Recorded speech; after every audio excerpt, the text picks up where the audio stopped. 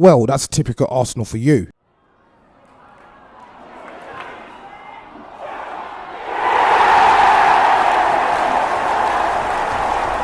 What is happening, guys? It's your boy TC back with another video. So as you guys know, the game in Cologne in Germany is just finished at the time of recording this video, and unfortunately we took an L, and Cologne ended up winning 1-0 on the night. I was obviously hoping for a victory to obviously secure a top spot within the group itself, but it looks like we're going to have to take it to the last game, which is very, very typical Arsenal. And there's a few number of issues I'd like to discuss, mainly in regards to the lack of consistency. Obviously, we were riding a massive wave from the victory over the weekend against Tottenham, but unfortunately, we've been brought back down to earth. It seems as if Arsenal cannot beat the smaller teams. We seem to struggle. Of course, I understand this wasn't the first team, but if we move on into the last round of 32, playing the same way we've been playing with the same type of attitude, there's no way we will be definitely progressing further within the competition itself. So just discussing today's game briefly, obviously we will talk about the team selection. In goal we had Ospina, who just come back from injury. We had Debuchy at the back. We also had Robert Holding and Perma Osaka around at the back. The wing backs were Callum Chambers, which was an absolute surprise. A lot of people were expecting to see Reece Nelson in that usual position of the right wing back. We also had Maitland-Niles, who continued on the left wing back position. Through the middle of the park we had El Neni as well as Coquelin, which are both defensive minded players, but again we'll talk about that a bit later on.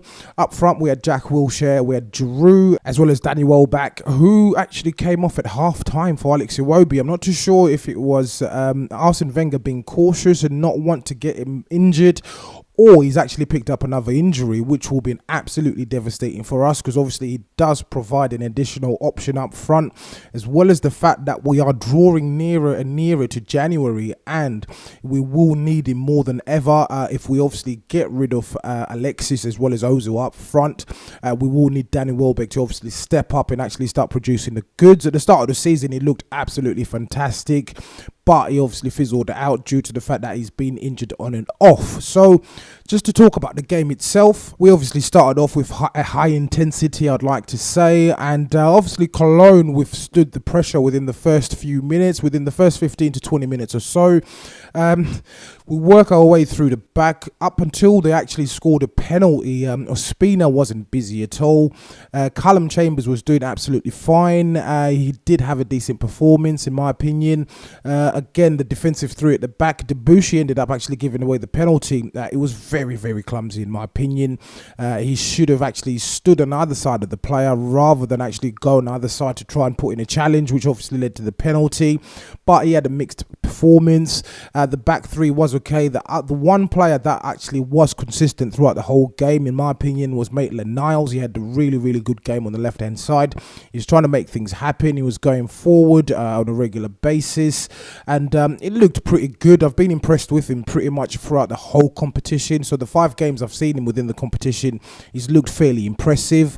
In the middle, Coquelin was obviously taking over the duties of driving forward, so he was the midfielder that was pushing forward, but we obviously know that he's not that kind of player. He's a very defensive player. Again, he also started with a very high intensity, and it looked good right at the start, up until obviously, as I said, we did concede the penalty. Up front, again, as I said, Danny Welbeck, Jack Wilshere. Jack didn't really have a good game. It was a mixed performance in my opinion. We were used to seeing him performing really well in the actual Europa League itself, but tonight obviously the boat missed him. He didn't put in a brilliant performance, and I have a theory, not even a theory, but my reasoning behind this is based on the fact that Jack has not had a consistent playing time. He's been featuring in this competition, and that's playing roughly maybe once a week. Of course, if he was to feature in the Premier League as well, he'd be having 2 games a week. Of course, we know that he does have these fitness and injury problems, but Wenger himself came out a number of weeks ago and said this is the fittest he's actually seen Jack. I'm not too sure why he's not getting the opportunities in the Premier League, as well as the fact that he's actually down to the last 6 months of his contract. Most likely we're going to end up losing Jack Wilshere on a free as well, and that will be absolutely devastating. So my belief and my personal reasons for Jack Wilshere not actually performing this evening is, again, I think it's down to the lack of playing time in terms of consistent playing time.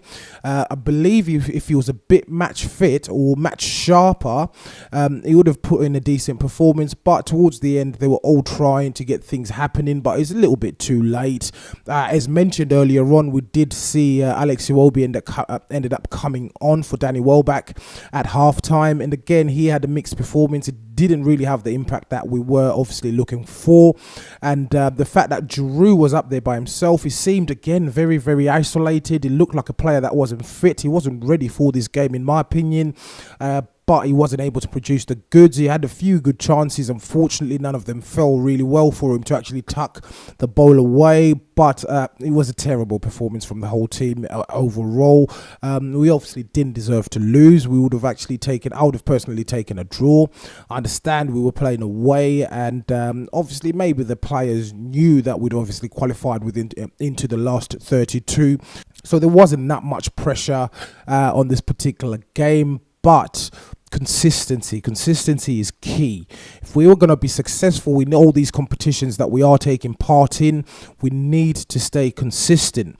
I thought the performance at Tottenham or against Tottenham during the weekend on Saturday was a very, very good benchmark to set. Again, there were 11 wholesale changes across the whole squad.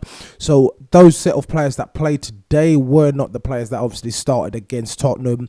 But the feeling and the actual boost we got from winning against Tottenham should have been spread across the squad, in my opinion. Initially, as I said, when we started, it looked as if we were going to continue exactly where we left off on Saturday, but it didn't end up working out that way. Unfortunately, we ended up losing the game. To be fair, I don't really even want to do this review, but unfortunately, it's part of the job. We have to do it. We have to take L's, but we'll move forward. We'll march on, and we will be playing back in the Premier League this weekend. So, as usual, guys, please do let me know what you think in the comments below. If you're watching this video and you're not subscribed to the channel, please do make sure that you do hit that subscribe button. So also hit the like button on the video, guys. Once again, it's your boy TC from I'm Gonna Talk TV, and I'm out.